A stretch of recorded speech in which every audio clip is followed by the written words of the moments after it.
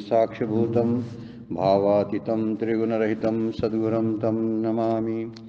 नमामि सद्गुरु शान्तं सच्चिदानन्दविग्रहं पूर्णब्रह्मपरानन्दैशम् आनन्दीवल्लभं सद्गुरु सच्चिदानन्दं केवलं करुणाकरं ज्ञानयोगेश्वरं वन्दे ज्ञानदेवा पुनः। ओम नमो ज्ञानेश्वरा करुणाकरा दयाळा, तुमचा अनुग्रह लाधलो पावन झालो चराचरी। मी कलाकुसरी काहीच नेने बोलतो वचने अतिभाविका, एका जनार्दनी तुमचा दास त्याची आस पुरवावी। सर्व संतांना वंदन करतो, सद्गुरूंना वंदन करतो। आपल्या सर्वांना वंदन करून आजच्या सेवेचा चिंतनाला प्रारंभ करूया। कालच्या चिंतनामध्ये आपण 40 नंबरच्या श्लोकाचा विचार चालू होता। अज्ञश्च अश्रद्धधानश्च संशयात्मा विनश्यति नायम लोको अस्मिन परो न सुखम संशयात्मना। संशयी असतात त्यांना ज्ञानाची प्राप्ती होत नाही, किंवा जे अज्ञानी आणि अश्रद्ध असतात, अज्ञश्च अश्रद्धधानश्च दोन शब्द वापरला आणि शेवटी संशयात्मा, तिघजण आहेत त्यांना ज्ञान मिळत नाही, तर ज्ञानाची प्राप्ती होत नाही। विनश्यती म्हणजे त्यांचा नाश होतो। नाश होतो म्हणजे प्रत्यक्षात ते शरीराने मरत नाहीत, पण पारमार्थिकदृष्ट्या मानसिकदृष्ट्या ते मेल्या समान असतात असं माऊली म्हणतात। म्हणजे ज्ञानाचं महात्म्य सांगण्यासाठी हे वर्णन केलेलं आहे। शरीर आणि ज्ञान हे एकत्र येऊ शकतात, म्हणजे मानवी शरीर नरदेह ज्याला आपण शब्द वापरतो, तो नरदेह आणि ज्ञान यांचं एकत्रीकरण आहे, अभेद आहे, अभिन्नता आहे। कारण इतर ज्या भोग योनी ज्या आहेत, मग देवांच्या असोत नंतर पशुपक्ष्यांच्या असोत, त्यांना त्यांच्या शरीराचं आणि ज्ञानाची एकरूपता होत नाही। फक्त एकरूपता होण्याला फक्त साधन आहे मानवाचा देह असायला पाहिजे, पहिली अट, आणि मग त्याला ज्ञान प्राप्त होऊ शकतं। म्हणजे पहिला अधिकार जर कोणता असेल, निकष क्रायटेरिया सांगितलेला आहे, तो कोणता? पहिल्यांदा माणसाचा देह आहे का, तरच मोक्षाची प्राप्ती होऊ शकते। मग जर आपल्याला माणसाचा देह प्राप्त झाला आहे तर ज्ञान का संपादन करू नये? कदाचित भगवंताची इच्छा असणार आहे की मी ते ज्ञान संपादन करावं, कारण त्याशिवाय मला मानवी देह का दिलाय? मग नाहीतर पशुपक्ष्यांचा दिला असता, म्हणून मी नाम घ्यावं, कारण फक्त माणसांनाच बोलता येतं, इतर कुठल्या पशुपक्ष्यांना बोलता येत नाही। मला बोलता येते आणि जीभ दिली, याचा अर्थ मला नाम घ्यायसाठी जीभ दिलेली आहे, वाणी दिलेली आहे। नाहीतर मला जीभ वाणी दिली नसती, मग इतरांसारखं केलं असतं। वाणी नसताना सुद्धा प्राणी जगतात की नाही? जगतात। उलट चांगले, माणसाला वाणी नसती तर काय झालं असतं? काय कल्पना करण्यासारखं आहे, त्याच्यावर निबंधसुद्धा होतील की वाणी नसती तर काय केलं असतं माणसानं, कामं सगळी झाली असती, काय कामाचा काय प्रॉब्लेम झाला नसता। उलट कुठं भांडण तंट आहे ते थांबले असते, घरातून येणारे आवाज मोठमोठे ते थांबले असते, पण नाम घेता आलं नसतं ना। खरी गोची कोणती आहे तर नाम घ्यायला मिळतं, ही आनंदायी गोष्ट आपल्या आयुष्यातली आहे। दुसऱ्या कुठल्याच प्राण्यांना नाम घेता येत नाही। माणसामध्ये सुद्धा ज्यांची शरीर थकलेले आहेत, ज्यांना पॅरालिसिस जिभेचा झालेला आहे, त्यांना सुद्धा नाम घेता येत नाही। त्यांच्यापेक्षा आपण सुखी आहोत असं समजून आपण नाम घेतलं पाहिजे। मला अजून पॅरालिसिस जिभेचा केला नाही, कारण मला त्यांना वाटते ह्यानं नाम घ्यावं, म्हणून मी अजून चांगल्या स्थितीमध्ये आहे असं मला वाटलं पाहिजे। माझे पाय व्यवस्थित आहेत, त्यामुळे मी काय कुठेतरी पदयात्रा तीर्थयात्रा करावी अशी त्याची इच्छा आहे। ह्या सगळ्या गोष्टीचा विचार आपण केला पाहिजे असं माऊली म्हणतात। त्यामुळं फक्त जन्माला आला आणि पशुसारखा जगला, म्हणजे पशुमध्ये आणि आपल्यामध्ये समानता कोणती आहे का? मागचं आपण बघितलं की आपण आहार, निद्रा, भय, मैथून या 4 गोष्टी समान आहेत, शास्त्रानं सांगितलेल्या आहेत। आपल्यात पण आहेत, माणसामध्ये आणि पशुपक्षामध्ये सुद्धा आहे। त्यांना आहार लागतो, त्यांना भीती वाटते, त्यांना झोप लागते, आणि ती मुलांना जन्म घालतात। हे 4 गुण त्यांचे आहेत। आपल्यात पण तसेच गुण आहेत, आपल्याला हे अन्न लागतं, झोप लागते, भीती वाटते, मुलांना जन्म घालण्याची क्षमता असते। ह्या सगळ्या गोष्टी समान आहेत। आता वेगळं काय असायला पाहिजे? मग वेगळे हे असायला पाहिजे, जर माणूस म्हणून आला असेल तर भगवंताच्या प्राप्तीसाठी जर प्रयत्न करत असेल तर त्याचं विशेषत्व मानलेलं आहे, आणि करत नसेल तर हे त्यांच्यातलंच बसतोय ना। मग हा त्याच्यातनी याच्यात काय फरक आहे सांगा बघू? जे गाढव करतं तेच हा करतो आयुष्यभर। त्यानेही काम केलं, मुलांना वाढवलं, मोठं केलं, जेवण घेतलं, झोपला, हे सगळं तेच आहे। भीतीच्या छत्राखाली राहिला, आपणही तेच करायला लागलो जर असेल तर भगवंत म्हणतात, माऊलींची ओवी आहे, ऐके जया प्राणियाच्या ठाई या ज्ञानाची आवडी नाही, तर या जियाले म्हणू काही वरी मरण सांग। कशाला जगालाय तो? त्याने मरण चांगलं झालं असतं म्हणतात माऊली. जर तो ज्ञानाची आवड त्याच्यामध्ये उत्पन्न नसेल, ज्ञान घेण्याची इच्छा नसेल तर. म्हणून उदाहरण दिले बघा, शून्य जैसे गृह काय चैतन्य विन देह तैसे जीवित ते समूह ज्ञानहीन. म्हणजे ज्ञान नसलेला व्यक्ती म्हणजे प्राण नसलेलं शरीर किंवा माणूस नसलेलं घर. असं जसं आहे तसं ज्ञान नसणं म्हणजे तशा प्रकारचं ओसाड घरासारखं आहे किंवा प्राणहीन शरीरासारखं आहे ते. म्हणून ज्ञान असायलाच पाहिजे हे वैशिष्ट्य सांगितलं. मागच्या वेळा आपण 2 ओव्या बघितल्या होत्या. पुढची ओवी आपण चिंतनात घेतलेली आहे. अथवा ज्ञान कीर आपून हे, काहीतरी प्रतिबंधामुळे आपून हे म्हणजे प्राप्त होत नाही, कोणत्या तरी कारणामुळे कीर शब्द वापरला आहे. अथवा ज्ञान कीर आपून नव्हे, कोणत्या तरी कारणानं जर ज्ञान प्राप्त झालं नाही मनुष्याला. ज्ञान म्हणजे आत्मज्ञान बरं काय, म्हणजे ह्या भौतिक ज्ञानाबद्दलची चर्चा चाललेली नाही आहे. ज्ञान शब्दाचा अर्थ आहे आत्मज्ञान. आणि ते ज्ञान प्राप्त होण्यासाठी समजा काहीतरी प्रतिबंध आहे, परी ते चाड एकी जरी वाहे. चाड म्हणजे इच्छा. जर किमान ज्ञानप्राप्तीची इच्छा जरी ठेवली तरी तेथे जिव्हाळा काय आहे प्राप्तीचा पय. पण तिथं तरी थोडी तरी शक्यता आहे ज्ञान प्राप्त करण्याची. म्हणजे माऊलींची आता अपेक्षा काय आहे बघा, मला ज्ञान प्राप्त झालं नाही समजा आयुष्यभर तर ठीक आहे म्हणतात ते, पण ज्ञानप्राप्तीची तळमळ तरी आहे का असा मुद्दा आहे. मला ज्ञान प्राप्त करायची इच्छा तरी आहे का, तर किमान इच्छा असावी असं माऊली बोलतात. ज्ञान समजा नाही झालं, काहीतरी प्रयत्नांती सुद्धा बरेचसे प्रतिबंध आहेत. ज्ञानातले प्रतिबंध आहेत ना, त्या प्रतिबंधामध्ये ही गोष्ट येऊ शकते. जसे विक्षेप आहेत, आवरण आहे, मल आहेत, या अनेक प्रतिबंध आहेत. त्या प्रतिबंधापैकी काही प्रतिबंध आडवे येतात. प्रारब्धाचा मोठा प्रतिबंध आहे. काही वेळा प्रारब्धातच ते नसेल तरी सुद्धा ज्ञान प्राप्त होत नाही. परंतु केलेली साधना मात्र वाया जात नाही असं शास्त्र सांगतं. प्रपंच केलेला मात्र वाया जातो. वाया जातो म्हणजे काय होतो, आपल्याबरोबर येत नाही, आपल्याला त्याचा मृत्यूनंतर उपयोग होत नाही, काहीच होत नाही.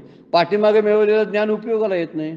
समजा गाडी दुरुस्त करायचं ज्ञान त्याच्याकडे आहे मागच्या जन्मातलं, गेला आणि नंतर जन्माला आला तर त्याला स्क्रूड्रायव्हर सुद्धा धरता येणार नाही. शिकवायला पाहिजे कोणतरी. का वास्तविक म्हणायला पाहिजे, मागच्या वेळी गाडी दुरुस्त करत होता, आयुष्यभर 30-40 वर्षे त्यानं त्या व्यवसायात काढली, मग आत्ता त्याला व्यवसायात यायला पाहिजे ना, अजिबात येत नाही. परंतु मागच्या जन्मात जर ज्ञानेश्वरी वाचली असेल तर पुढच्या जन्मात त्याला पटदिशी ज्ञानेश्वरी समजणार आहे. अशी व्यवस्था आहे. किती सुंदर व्यवस्था आहे बघा. म्हणजे हे ज्ञान जे आहे ना, हे जे पारमार्थिक ज्ञान आहे ते वाया जात नाही असा त्याचा अर्थ आहे. आणि ही सगळी प्रापंचिक ज्ञान आहे ही सगळी वाया जातात. म्हणून माऊली अपेक्षा आपल्याकडून माणूस म्हणून ठेवतात. काय म्हणतात, किमान ज्ञान मिळवण्याची इच्छा तरी ठेवा. मला शक्य झालं नाही, मला हे करायचं होतं, माझ्या प्रपंचामध्ये मी अडकलो, इतकं अडकलो की मला नाम घ्यायला वेळ मिळत नाही, असं तरी वाटू दे ना. खंत तरी वाटली पाहिजे. पण बहुतेक जीव आता आहेत मानव प्राणी, त्यांना खंत सुद्धा वाटत नाही. ते म्हणतात कशाला वेळ वाया घालवायचा, आणि असं बोलतात ते. म्हणजे उलटं म्हणतात, हे करून वेळ वाया जातो. म्हणजे कशासाठी वेळ वापरतात काय माहिती नाही एवढा, की त्यातून त्यांना काय व्हायचं आहे. एखादी बेडकी जरी फुगली तरी हत्ती एवढी तरी होऊ शकत नाही ना. त्यामुळे एका जन्माच्या स्पेसमध्ये 70-80 वर्ष जगलो आपण, तर एवढ्या वर्षामध्ये मी मिळवून काय मिळवणार आहे सांगा बघू, किती मिळवणार आहे. तरी शक्यता लक्षात घ्यावी आपण. आत्ता विचार केला, मी विचार केला तर मी अंबानी किंवा टाटा बिर्ला इतकी संपत्ती मिळवू शकणार नाही. मला माहिती पाहिजे ना ते.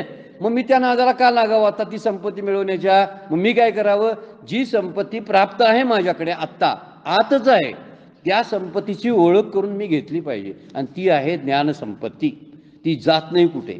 मागच्या चिंतनामध्ये आपण चर्चा केली, त्यामध्ये मुलांचे वाटेकरी सुद्धा नसतात, वारसा हक्क काही नसतो. हे वारसा त्यांना मिळावलं होतं ज्ञान, बाबाला ज्ञान होतं म्हणून पोरग्याला ज्ञान होतंय असं नाही होत. बापाची प्रॉपर्टी स्थावर तेवढी त्याच्या नावावर होऊ शकते, घरदार प्रॉपर्टी. दुसरं ज्ञान नावावर होऊ शकत नाही. त्यामुळं तुकोबांचा अभंग आहे, संतांचे वंशज नव्हे ते संत, संतांचे वंशज संत होऊ शकत नाहीत. आपल्या परिवारामध्ये धाडसानं जरा बोलावलोय, काका एकमेव काका, दुसरे काका होत नाहीत. हे धाडसानं जरा विधान मी करायला लागलोय. याचा अर्थ असा नव्हे की मुक्त कोण होणार नाहीत, असा अर्थ नव्हे. मुक्त नव्हे, ही कपॅसिटी जी आहे ना, ही कपॅसिटी 1-2-3 पिढ्या जाव्या लागतील आपल्या ह्या परंपरेतली. आता काकानंतर आपण, आपल्यानंतर आणि त्यानंतर आणि अशा 4-5 पिढ्या गेल्या तर परत काका येतील. आणि हे उदाहरण आहे त्यासाठी की परत का म्हणजे काकांसारखी एवढा आवाका कामाचा जो आहे 40-45 ग्रंथ आता मी लिहू शकतोय. त्यांनी आमच्या वयानं सुरुवात केली होती, पण कुठं लिहिलेत मी, कुठं मला झेपलंच नाही. त्यांचं वाचायला झेपणं झाले, मला लिहायचं सोडूनच द्या, वाचून होईना झालंय. मग आता वाचून होणार नसेल तर त्यांच्यासारखा मी कसा होईन सांगा बघू. जीवनमुक्त होऊ शकतो हा मुद्दा आहे, पण त्यांच्यासारखं होता येत नाही. तसं तुकोबांसारखे तुकोबा, ज्ञानेश्वरांसारखे ज्ञानेश्वर, दुसरे ज्ञानेश्वर होत नाहीत बरं का. आता कधी ज्यावेळी आवश्यकता भासेल जगाला, त्यावेळी ते विश्वाला आवश्यकता असेल त्यावेळी ती येत असतात.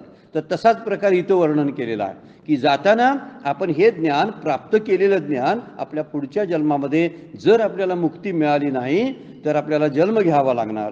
जन्म घेतला तर तो जन्मात मात्र त्याचा उपयोग अत्यंत चांगल्या पद्धतीने तो करू शकतो. म्हणून तर माऊली म्हणतात किमान ज्ञान प्राप्त करण्याची इच्छा तरी ठेवा.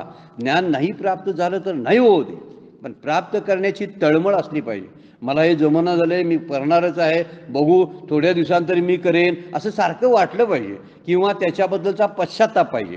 मला हे जमलं नाही त्याच्याबद्दलचा पश्चाताप असला पाहिजे. म्हणून पुढे म्हणतात बघा, वाचुनी ज्ञानाची गोटी कायशी परी ते असताही न धरी मानसी तरी तो संशय रूप हुताशी पडिला जाणं. आता संशय आत्म्याबद्दल वर्णन करायचं चांगलं आहे. उलट ज्ञानाची गोष्ट कशाला, ज्ञानाची गोटी कायशी, कायशी म्हणजे कशाला, गोटी म्हणजे गोष्ट, कायची कशाला गोष्ट.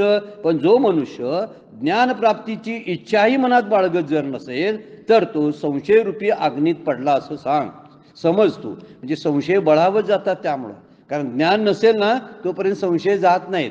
असं होईल काय, तसं होईल काय, परमार्थातले एक संशय असतात आणि दुसरे आपल्या व्यवहारातले पण संशय असतात. दोन्ही संशयामध्ये आपण अडकून बसलेलो असतो. इथं वर्णन तेच केलेलं आहे की दोन्ही संशयामध्ये एकाला हा मृत्यूलोक सुद्धा व्यवस्थित त्याला व्यवस्थित जगता येत नाही, मृत्यूलोकातलं सुद्धा सुख मिळत नाही, त्याला स्वर्गलोकातलं सुख कसं मिळेल संशय असेल तर, असं वर्णन केलेलं आहे. म्हणून इथं म्हणतात जर ज्ञानप्राप्तीची इच्छा जर बाळगत नसेल तर तो संशयामध्ये पडला. 196 नंबरची वेळ आहे, तो संशयामध्ये पडला असं जाण म्हणतात. म्हणून इच्छा ठेवली तर किमान शक्यता तरी असते ना, म्हणून इच्छा ठेवली पाहिजे. म्हणजे पॉझिटिव्हली आपण विचार केला पाहिजे की मला एक दिवशी हे मिळेल, मला एक दिवशी हे कळेल आणि कळण्यासाठी माझी धडपड आहे, शक्य होईल तेवढी मी करणार आहे, अशी तरी तयारी असली पाहिजे. मिळेल नाही मिळेल हा नंतरचा भाग आहे, पण मिळणार अशी खात्री बाळगून जर आपण कामाला लागलो तर कदाचित प्राप्तीची शक्यता आहे. पण उलट ही माणसं काय करतात, उलटं वेगळंच काहीतरी बोलत असतात. त्यांना काय, ज्यांना ज्ञान आहे त्यांना ती वेडे म्हणतात, आळशी आहेत, वेडे आहेत, काय काम नाही. म्हणजे आता आम्ही नोकरी जर सोडून यायला लागलो, नोकरी सोडता का मूर्ख आहे काय, आता पैसे मिळवायचे दिवस आहेत, पैसे मिळवायचे काय ज्ञान मिळवायचे, हा मुद्दा लक्षात ठेवायला पाहिजे. 50-55 नंतर पैसे मिळवायचे दिवस संपतात आणि ज्ञान मिळवण्याचे दिवस सुरू होतात. भगवंताच्या दर्शनाची तळमळ त्या काळातच लागायला पाहिजे, पण त्याच काळात जर परत आसक्ती उफाळून आली तर येतेच. वृद्धत्वामध्ये जास्त आसक्ती असते, असा ऑब्झर्वेशन असं आहे ना, सर्वे आहे की जास्तीत जास्त आसक्ती कधी असते माहिती आहे का, तरुण वयात नसते ती, फक्त राबत असतात. त्यांना भीतीही वाटत नाही तरुण मुलांना, तरुण लोकांना, का आता आपण काय लगेच मरणार नाही, अजून खूप वर्षे जगणार आहे असं त्यांना वाटत असते. त्यामुळे भीती नसते, अंगात काम करण्याची हिंमत असते, त्यामुळे ते राबत असतात, महत्त्वाकांक्षा असते. पण ही म्हातारी माणसं असतात ना, आता जाते की काय माझ्या हातातून, मी आता उद्या जातोय काय आज जातोय, आता माझं वय सरलेलं आहे अशी भीती वाटत असते. म्हातारपणी मला कोण सहकार्य करेल, मला कोण सगळा आधार कोण देईल की नाही, अशा भयाच्या छत्राखाली ते वावरत असतात. त्यामुळे त्यांची आसक्ती उलट जास्त जात नाही. आणि संशयात्मा ज्याला म्हटलंय ना त्यांना खरे संशय असतात. म्हणून ज्ञानाची प्राप्ती करून घ्यावी, म्हणून ज्ञानाची इच्छा असायला पाहिजे. उलट ही माणसं इतर लोकांनाच वेडे आळशी म्हणतात. काय केलं जा तुम्ही, किती मिळवलं सा, आमची किती घरं आहेत बघा, आमच्या गाड्या किती आहेत बघा, हे ते म्हणतात. म्हणजे त्यांनी मोजपट्टी, सुखाची मोजपट्टी यांची असली आहे. घरं किती आणि माड्या आणि गाड्या किती, ही काय सुखाच्या व्याख्या आहेत का. सुखाची खरी व्याख्या आहे काही नको म्हणून सुद्धा आनंदाची अनुभूती आतमध्ये येत असते, ती खरी सुखाची व्याख्या असते. पण ही चुकीची व्याख्या करतात की कशामध्ये संशयी माणसं असतात, ती त्यांना व्यवहारही जमत नसतोय तसा आणि बुद्धी आहे असं वावरत असतात. त्यामुळं पुरेसं वैराग्य नाही आणि वीट यावा, त्या वीट काहीतरी यावा असा जिव्हाळाही नाही, त्याचा वीटच येत नाही. कितीही केलं तर कंटाळाच येत नाही त्या माणसाला. कधीतरी वाटते ना संसार किती करायचं हो, आता कंटाळू येत ठेवला भाऊ बस झालं आता, नाही म्हणत ते. नाम घेताना कंटाळ करतील मात्र, हा बराच वेळ नाम घ्यायला आता, 1 तास झाला की मी मगापासून घड्याळ लावलं. आता मित्रांच्या बरोबर गप्पा मारताना का त्या घड्याळ लावून बसतोय का बघा आपण, नाही. पण काहीतरी अभ्यास करायला बसलो, नामाला ध्यानाला बसलो तर मात्र अलार्म लावायचा. जणू काय हो समाधीत शिरतोय का काय, आणि परत बाहेर पडतोय का नाही त्यासाठी अलार्म लावायचा. काय गंमतच आहे. वास्तविक चिंतन सगळं तेच असतं. चिंतन आपलं जे नाम चालू असतं, ध्यान चालू असतं, त्यावेळी मध्ये आधी प्रपंच फिरतच असतोय आपल्या त्या एकूण याच्यामध्ये. जरासा इकडं तिकडं फिरत असतो प्रपंच त्यातून, पण आपल्या लक्षात येत नाही ते. आणि म्हणून इथं म्हटलं की प्रपंचाचा किमान वीट आला पाहिजे. माऊली म्हणतात मनात इच्छा तरी बाळगा, उलट नावे ठेवतात म्हणतात ते. ज्ञानाची गोष्टी कशाला, मनुष्य ज्ञानप्राप्तीची इच्छा मनात बाळगत नाही आणि तो संशयातही पडलेला असतो, म्हणजे त्याचा उपयोगच होत नाही अशी त्याची स्थिती होते. त्यामुळे वैराग्य राहत नाही. ह्या अज्ञानाचं, अहंकाराचं, आणि तो समर्थन करतो. आपल्याला जे अहंकार असतोय ना, मी असं करेन, मी तसं करेन, त्याचा अहंकाराचा त्याला आणि आनंद वाटत असतो. त्या अहंकाराचं तो समर्थन करतो. हे समर्थन करणारी उलट जास्त मोठी चूक. अहंकार असणं ही पहिली चूक, आणि माझा अहंकार, माझा क्रोध बरोबर आहे असं म्हणणं आणि दुसरी चूक.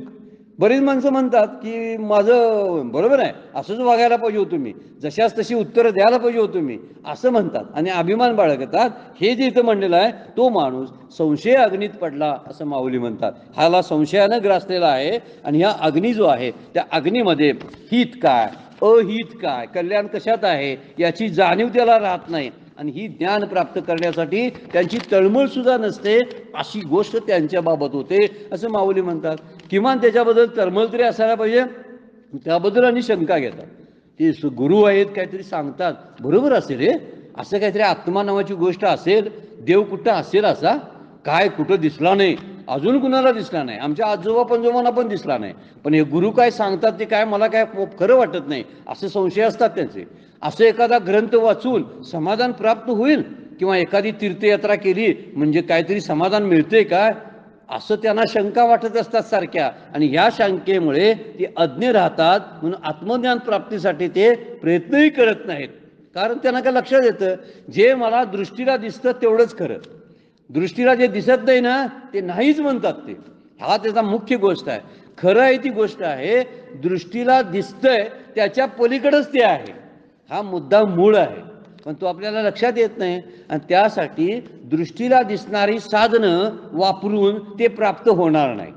म्हणजे साधनं सुद्धा कशी पाहिजेत, इंद्रिय न वापरतानाच त्याची प्राप्ती होऊ शकते. कालच्या चिंतनामध्ये एक आपण ओवी बघितले होते, जो इंद्रियाशी चोरूनी जेवी तयाशीची पावे म्हणतात. म्हणजे उजेडात एक जण जेवायला लागलाय, माऊली म्हणतात, तर कसं जेवतो तो, तर इंद्रियांना चोरून जेवतो म्हणजे काय करणं, पाहायचं असेल तर डोळ्यानं पाहायचं आहे, पण डोळ्याला कळू न देता पाहतो.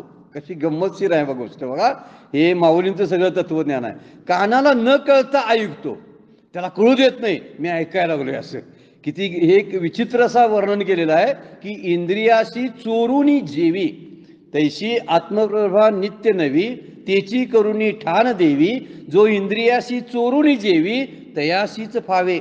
जो इंद्रियांचा वापर करत नाही, इंद्रियांना बाजूला करून जर बघत असेल त्यालाच ते कळणार आहे ज्ञान, अन्यथा कळणार नाही. आपण काय म्हणतोय, डोळ्यानं ज्ञान होतं, कानानं ज्ञान होतं, जिभेनं ज्ञान होतं, तर ते ज्ञान होतं म्हणूया आपण.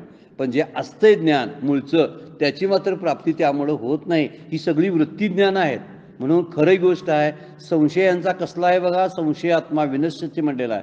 हे संशयाच्या अग्नीमध्ये, तरी तो संशयरूपी हुताशी म्हणजे अग्नीमध्ये पडिला जाण, असा जर संशय कोण घेत असेल आत्मज्ञानाच्या बाबतीत, तर त्याचा नाश होतो. तो अग्नीत पडला संशयाच्या, असा त्याचा अर्थ आहे. त्यामुळं ही माणसं शास्त्रावर सुद्धा विश्वास ठेवत नाहीत. कुठली पुराणं, असली युद्ध कृष्ण राम असे झाले असतील काय, ते म्हणे आकाशानं जात होते, त्यावेळी कुठं विमानं होती, असं यानंतरच्या सुद्धा पिढ्या सुद्धा आणखीन काहीतरी बोलू लागतील की असं कधी असलं तर काय, असंही होईल. नवीन सृष्टीची निर्मिती झाल्यानंतर त्यावेळी काय करणार आहे, असं काहीतरी पूर्वी होतं हे सुद्धा पटणार नाही लोकांना. आपण तरी आपल्या लहानपणी बघत होतो त्यावेळी असा एखादा फोन निर्माण होईल का की जाता येता घराच्या बाहेर ऐकता येईल आपल्याला, असं आपल्याला वाटलं होतं काय लहानपणी? नाही. आपण फक्त रेडिओ त्यावेळी ऐकत होतो. पण आपल्याला त्यावेळी फोनचं जर कोणतरी सांगितलं असतं ना, टी व्ही सुद्धा कुठंतरी होते. पण आमच्या अगोदरच्या पिढ्या 2 बघितल्या, त्यांना समजा सांगितलं असतं तर परदेशातला सुद्धा खेळाचा सामना आपण इथं बसून बघू शकतो असं एक यंत्र आहे, हे छे असं होणारच नाही म्हणणार तो. का? त्याने तसं तिथंपर्यंत त्याची बुद्धीच पोहोचणार नाही ना. मूळ मुद्दा हा आहे की ते इंद्रिय गोचर असल्यामुळं ह्यांना कळतच नाही ते.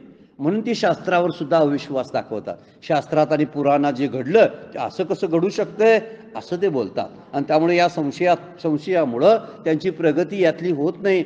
सद्गुरूंच्या उपदेशावर शंका घ्यायची, शास्त्रावर शंका घ्यायची, म्हणून शंका घेतलेली आहेत ही संशयाच्या अग्नीमध्ये पडतात असं माऊली बोलतात. पुढची ओळी बघा, जे अमृतही परी ना आवडे. आता जरा दृष्टांत द्यायला लागलेत.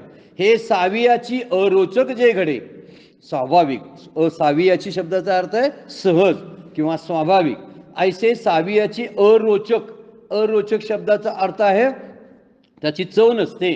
जे अमृतही परी ना आवडे, जे ऐसे सावियाची अरोचक जे पडे, तई मरण आले असे पुढे जाणू ये की. माऊली काय बोलता बघा, प्रत्यक्ष अमृत आहे परंतु ते दुर्दैवाने कुणाला तरी आवडत नाही. अशी एखाद्या रोग्याला जेव्हा सहज त्याविषयी अरुची निर्माण होते त्यावेळी त्याला निश्चितपणे त्याचं मरण जवळ आलंय असा त्याचा अर्थ आहे. अमृत दिलंय पण तुमचे काय बरोबर वाटत नाही.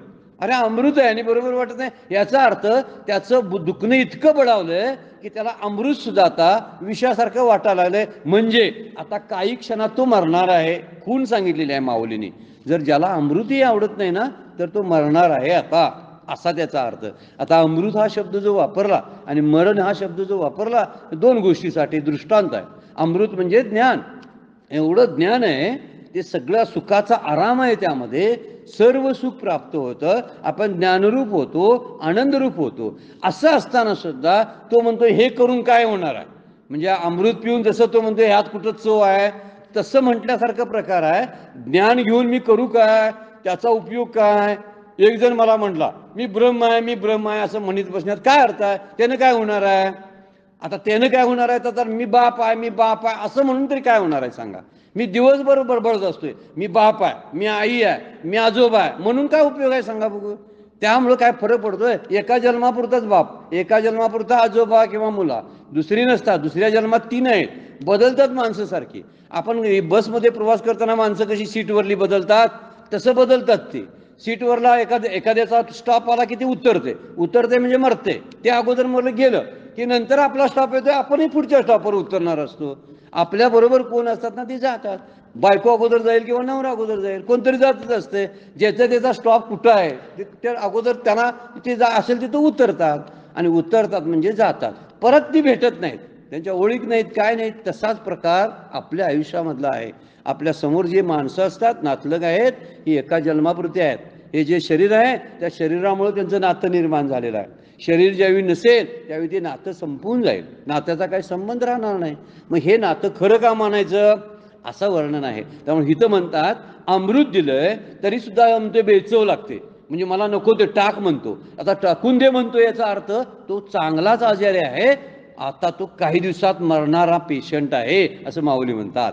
मरणारा म्हणजे काय आहे, त्याचं आता नुकसान होणार आहे, पारमार्थिक मरण आहे त्याचं. कारण अमृत नाकारतोय तो. अमृत म्हणजे ज्ञान आणि मरण म्हणजे काय होणार आहे, त्याचं नुकसान होणार आहे, अहित होणार आहे. कारण जे कल्याणाचा मार्ग आहे तो त्याला आवडत नाही, म्हणून दृष्टांत दिलाय अमृताचा. अमृत सुद्धा आवडणं असं झालं आणि तोंडाची चव गेली म्हणजे समजायचं की मरण सुद्धा जवळ आलेलं आहे. त्यामुळं हे विषय जे आहेत तेच गोड वाढतात आणि हे जे परमार्थिक कार्य जे आहे ना तो परमार्थ कडू वाटायला लागतो. माऊलींनी सुंदर वर्णन एका ओळीमध्ये केलेलं आहे. विषय विषाचा परिपाडू. विषय हे विषासारखे असतात. प्रपंचातले सगळे विषय आहेत ना आपण जे सेवन करतो ते विषाप्रमाणे आहेत म्हणतात ते. कारण त्याची नंतर परिणाम जो आहे तो दुःखातच होतो, म्हणून ते विषरूप आहे. तर माऊलीने ओवी काय वापरली, विषय विषाचा परिपाडू, गोड परमार्थ लागे कडू. परमार्थ कसा आहे, भगवंताचं नाम गोड आहे पण तो म्हणते मला घेऊसच वाटत नाही, काय बरोबर वाटत नाही. किंवा मला काय ते इंटरेस्टच नाही घेण्यामध्ये. म्हणजे गोड असलेला परमार्थ लागे कडू, कडू विषय तो गोडू. कडू कुठला आहे? प्रपंच. तो गोड वाटायला लागतो. जीवाशी झाला, कशी ओवी टाकल्या, ह्या ओवीशी संबंधित ओवी आहे बघा. विषय विषाचा परिपाडू, गोड परमार्थ लागे कडू, कडू विषय तो गोडू, जीवाशी झाला. कडवट असणारं बरं वाटायला लागतं आणि गोड असणारं नको वाटतं. दूध प्यायला नको वाटतं, पण थम्सअपची बाटली प्यायला बरी वाटते. थम्सअप महाग असून प्यायचं, त्याच्यापेक्षा स्वस्त असलेलं दूध प्यायचं नाही. 100 मिलीची 200 मिलीची बॉटल कितीला आता असेल? 40-50 रुपयाला पडत असेल ती 100 मिलीची. आणि आपण 50-60 रुपयानं लिटरभर म्हणजे 1000 मिलीचं दूध घेऊ शकतोय, पण ते पिऊसं वाटत नाही. का? ते म्हणे कडवट लागतंय, मला जमत नाही, मला आवडत नाही. मग ते कसं वाईट कसं तेवढं आवडतंय? रस्त्याचं सगळं, घरातली भाजी भाकरी आवडत नाही, पण धाब्यावरलं असं जे कसं तरी मसालायुक्त तळलेल्या तेलातलं ते मात्र आवडते. हा विषय विषाचा परिपाडू आहे. अमृत आवडेनसं झालंय, ह्याला सगळं बाहेरचं आवडायला लागलं आणि घरातलं जेवण आवडायला लागलं समजायचं हा याची आता तब्येत बिघडणार आहे काही दिवसामध्ये. हे लक्षणं आहेत ती. तसं संशयामध्ये पडला कशावरून समजायचं? हा ज्ञानाला पारखा झाला. अमृत आवडत नाही, जे मरण वाचवते ते नको म्हणतो, आणि ज्यानं मरण येतं ते खाणार म्हणतो. याचा अर्थ काय? तर त्याला आता तो संपायची. विनश्यती, संशयात्मा विनश्यती, अशा श्लोकामध्ये शब्दच टाकलेले आहेत. म्हणून जर अमृत आवडेनसं झालं तर ह्या विषासारखा परिणाम होतो आणि त्याचं पारमार्थिक मरणच आहे त्यामध्ये. खरं तर शरीरानं मरणार नाही, पण पारमार्थिक दृष्ट्या तो जगण्याच्या लायकीचा नसणार आहे. कोण नाव काढणार आहेत पुढे जाऊन? कोण होतं हे आपल्याला सुद्धा, आपल्या घरातली किती लोक जुने आपल्याला आठवतात? कोणच आठवत नाही, सगळी गेलेली असतात. आता फोटोसुद्धा घरातनी लावायचे बंद करून टाकलेले आहेत. पोरं आता अलीकडची म्हणतात हे सारखे त्यांच्यावर आणि फोटोवर लाईट सोडून ठेवताय, त्यांचे डोळे बघून रात्रीचं झोप लागत नाही आम्हाला, काढून ठेवा ते फोटो सगळे कुठेतरी गुंडाळून. आणि पितृपंढरात काढतात बघा आता फोटो, सगळेजण गुंडाळून ठेवतात. आई वडिलांना आता नमस्कार करायचा, पूर्वी केला नव्हता तो फोटोला नमस्कार करतोय. अगोदर आईला काहीतरी द्यायला पाहिजे होतं ते द्यायचं राहिलं, पण फोटोला मात्र एकदम झगमगाट लाईटिंग वगैरे सोडलेलं असतं. काहीतरी प्रकार माणसं करत असतात. हे पारमार्थिक मरण आहे. आणि हे पारमार्थिक मरण टाळायचं असेल तर माऊली सुचवतात एक मार्ग, की श्रद्धा ठेवा, ज्ञान संपादित करा आणि अज्ञानी राहू नका. ही वर्णनिती यामध्ये केलेलं आहे. म्हणजे ज्ञान संपादनाचा प्रयत्न आपण केला पाहिजे, म्हणजे आपलं मोक्षाचा रस्ता त्यामुळं खुला होतो, आपल्यासमोर होतो. म्हणून म्हणतात जे अमृतही परी ना आवडे, त्याला अमृत आवडत नाही, ऐशी सावियाची अरोचक जे घडे, म्हणजे त्याला त्याची रुची वाटत नाही, तरी मरण आले असे पुढे जाणो एकी. आता जाणून घ्यायचं की त्याचं मरण जवळ आलेलं आहे, आणि ते मरण म्हणजे पारमार्थिक मरण जे असतं ते. तैसा विषय सुखे रंजे, आता वर्णन, त्याचं वर्णन केलंय बघा. अगोदर दृष्टांत दिला, आता सिद्धांत देतात. तैसे शब्द वापरला की लक्षात ठेवायचं की तिथं आता सिद्धांत आहे म्हणून. तैसे विषय सुखे रंजे, जो ज्ञानेशीची माझे, तो संशय अंगीकारी जे येत भ्रांती नाही, तोच संशयग्रस्त म्हणायचा. जो विषय सुखाने रंगतो, ज्ञानाने गर्विष्ठ होतो, तो संशयाने स्वाधीन केला जातो, यात संशय नाही. तो खरंच पडला, संशयग्रस्त झाला म्हणून समजा, की ज्याला ज्ञानाचा अभिमान वाटतो. कुठलं तरी छोटंसं ज्ञान काहीतरी झालेलं असतं, त्याचा अभिमान वाटतो आणि विषय सुखामध्ये तो रममान झालेला असतो. रंजे शब्द वापरला आहे. आता रंजे शब्दाचा अर्थ रंजन करणारा, म्हणजे मनोरंजन शब्द आहे बघा. तो मनोरंजन म्हणजे मनाचं रंजन करणे. आपण म्हणतो काय करायला आहे? काय नाही, जरा मनोरंजनाची काही साधनं असावीत. मोबाईल आहे, टी व्ही आहे, आणखीन काहीतरी आहे, मनोरंजन करायला लागलोय. आता हे रंजे शब्दाचा अर्थ आहे विषय सुखामध्ये अडकणं. म्हणून माऊली म्हणतात विषय सुखामध्ये तो रमतो, त्याला विषयच फक्त आवडतात. आणि विषय सुखामध्ये रमणारा जो असतो तो रजोगुणी असतो. रज शब्द आणि रंज शब्द एकसारखे आहेत. रजोगुणी म्हणजे काय? त्याला छान चुकीपणा सगळ्यातला आवडतो, छान छान कपडे घालावी, छान छान बाहेर जेवण खावं, असं काहीतरी मिरवावं, फिरावं, सगळे दागिने आपल्या अंगावरती घालून जावं, असं मोठ्या मोठ्या लोकांच्यामध्ये मिसळावं, त्यांच्याकडून स्तुती प्राप्त करून घ्यावी. ह्या सगळ्या गोष्टी ज्या आहेत ना, ह्या रजोगुणाच्या आहेत. पण आपण रजोगुणाला पार करून पुढे गेलो पाहिजे. माणसाची प्रवृत्ती मुळातच रजोगुणाची आहे, त्याला सगळ्या माणसांना असं आवडतच असतं.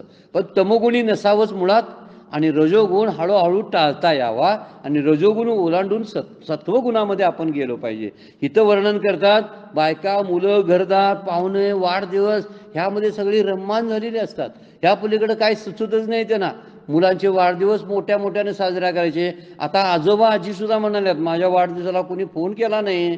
कशाबद्दल म्हणतात काय माहिती नाही.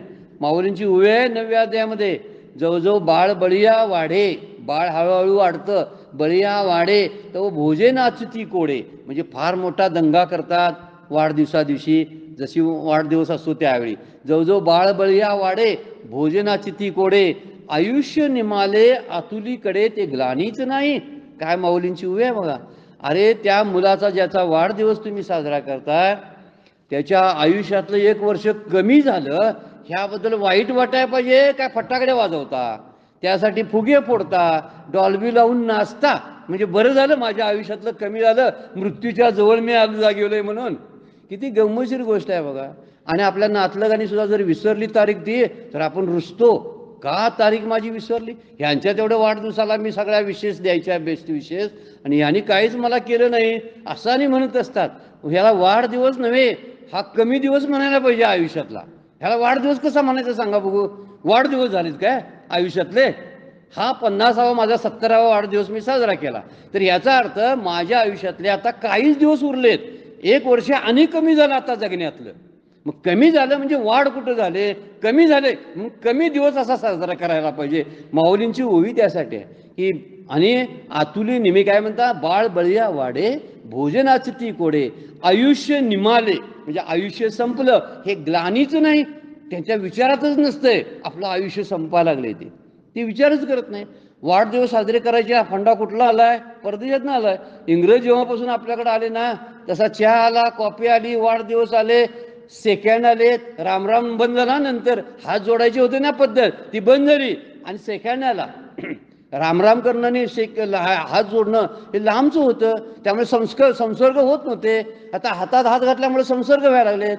कुणाचे हात कसले असतात, कुणाचे हात कसले असतात, जंतूचं बरोबर त्यात ते सगळं संसर्गीकरण होत असतं.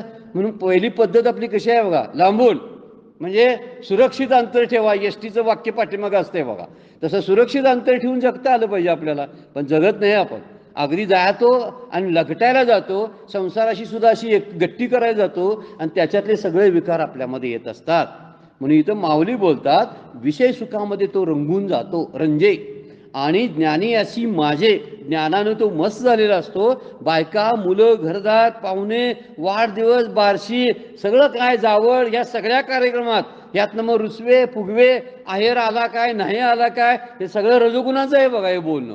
रजोगुण सगळा असा विचार करत बसतो आणि दुःखी होतो, यात बुडून जातो. माझा मान केला ठेवला नाही, माझा अपमान केला. फोटोसाठी लग्नात रुसून बसतात माणसं. काय फोटो काढून उपयोग आहे सांगा बघू, काहीच उपयोग नसतो. आपण बरेच वेळा मोबाईलवर सुद्धा फोटो काढत असतो, किती दिवस ठेवतोय तो, नंतर मग ते आता ते मागचे डिलीट करून टाका. मग काढले तर कशाला, पण काढायची हौस मात्र जात नाही, काढतच असतोय आपण. म्हातारी माणसं सुद्धा फोटोला हावरी असतात, काय माहिती कशाबद्दल. अशा हे लोंबणारे सगळी कातडी किंवा पिकलेले केस आणि हे नको तसली झालेली विद्रूप अवस्था, फोटोत यावी अशी इच्छा का बाळगता, काय समजत नाही मात्र. पण शेवटपर्यंत ही इच्छा जातच नाही. हे विषय सुखे रंजे शब्द वापरला त्यासाठी माऊलीने.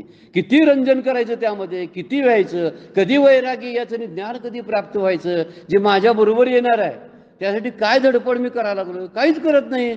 आणि नको ते माझ्याबरोबर येणार नाही, तिथं माझा मान ठेवला नाही, माझा अपमान झाला, मला फोन. मी एकदा ऐका लग्नामध्ये प्रत्यक्षात बघितलेलं, आजोबा रुसून बसले होते एका कोपऱ्यात. का, मगाच्या फोटोमध्ये नवरा नवरीच्या मला त्यावेळी बोलवलं नव्हतं, आता कशाला बोलवताय, आता सगळं लग्न समारंभ संपला, मी आता येणारच नाही फोटोमध्ये.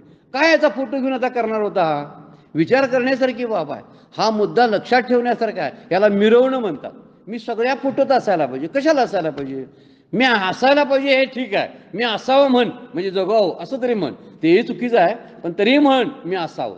पण फोटोत असावं असं का, माझं नाव सगळ्यांनी काढावं, माझं माघारी सगळ्यांनी स्तुती करावी असं का वाटावं. म्हणूनच अपमान होतोय आपला बघा. मानाची अपेक्षा ठेवतो म्हणूनच अपमान होतोय आपल्याला. जे चुकवायला जातोय ना तेच आपल्या पदरात बरोबर पडत असतं, जे नको नको म्हणत असतोय तेच आपल्याला मिळत असतं. त्यामुळे एक गोष्ट लक्षात ठेवली पाहिजे आपण, की ह्या गोष्टीचा हव्यास किती ठेवायचा, म्हणून संपत्तीचा सुद्धा माज येतो. इथं ज्ञानाचा शब्द वापरला आहे, ज्ञानाशीच माझे असा शब्द वापरलेला आहे. तर त्या संपत्तीचा माज, ज्ञानाचा तिरस्कार वाटायला लागतो त्याला.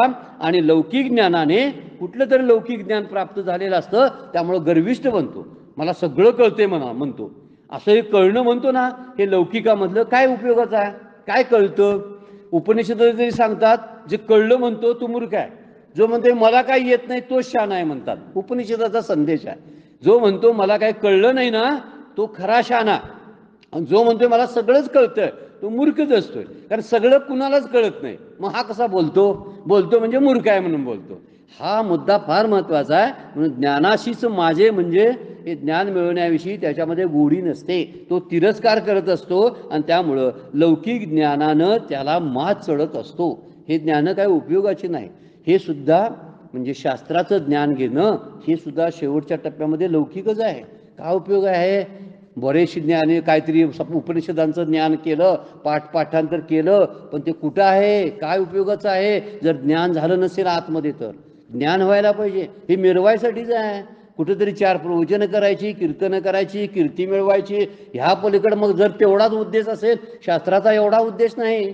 शास्त्र वाचून ज्ञान प्राप्त व्हावं हा उद्देश आहे. आणि ज्ञान प्राप्त झाला नाही तर शास्त्र निष्फल, हा आचार्यांचा श्लोकच आहे.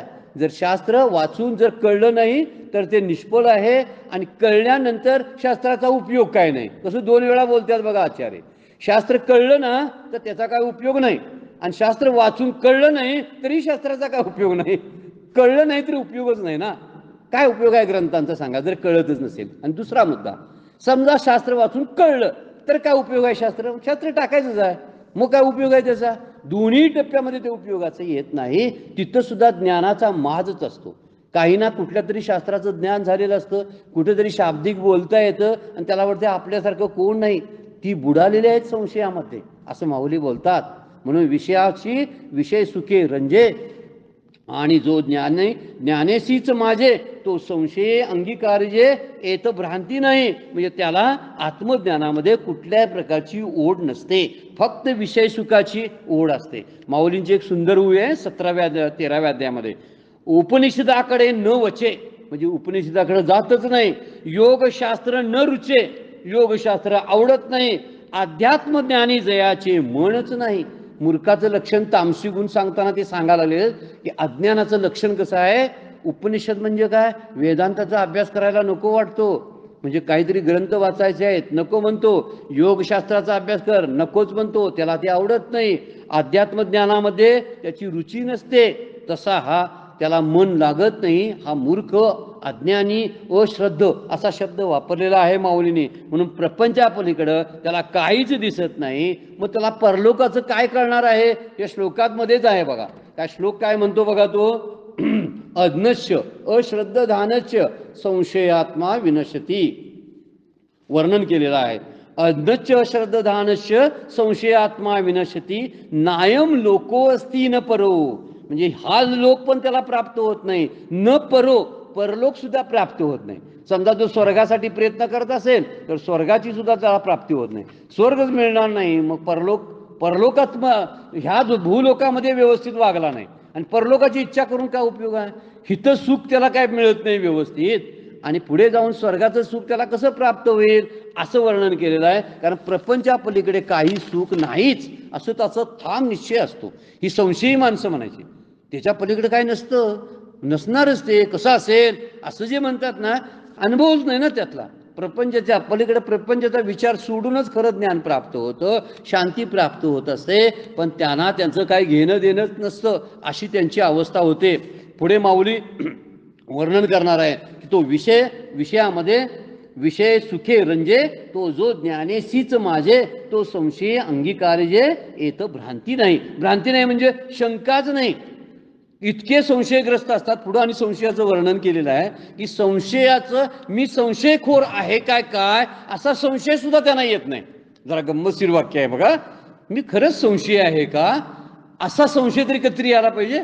लोकांचं ऐकून लोक म्हणतात असं तुम्ही फार संशय घेताय हो, कुठल्याही गोष्टीवर संशय घेता, म्हणजे बसलं तरी हे असंच आहे काय, यात काय घातलं काय जेवणामध्ये, जेवताना सुद्धा बाहेर जेवताना हे असा पदार्थ यात आहे काय, असं काहीतरी संशय घेऊन खात असतात. आता संशय घेऊन खाणारी जी असतात ना, त्यांना त्या जेवणातलं सुख प्राप्त होत नाही. तसाच प्रकार आहे, ही लोकांची सुख नाही, परलोकाचं सुख नाही, असं जे म्हणतात त्याचं कारण आहे, कारण तो विषयामध्ये मनोरंजनात असतो. त्याला सगळं जे चालू असतं ना प्रपंचामध्ये आपलं, ते खूप आवडत असतं. त्यांच्यामध्ये गमतीनं राहावं, इकडं जावं तिकडं जावं, लोकांच्यामध्ये गाणी वगैरे नकला करत राहावं आणि वेगवेगळे कार्यक्रम जावं बघावेत, असं जे आहे हे सगळं रजोगुणाची सगळी वैशिष्ट्य त्याच्यामध्ये असतात. तिथं ज्ञान कसं शिल्लक राहील सांगा बघू. त्यामुळं ज्ञान त्याला प्राप्त होत नाही, कारण तो संशयामध्ये पडलेला असतो, असं माऊली बोलतात. वेळ संपलेली आहे, आपल्याला थांबावं लागतंय. आजची सेवा सद्गुरूंच्या चरणी, ज्ञानेश्वर माऊलींच्या चरणी अर्पण करून विराम घेऊया. पुंडलिक वरदारी विठ्ठल श्री ज्ञानदेव तुकाराम.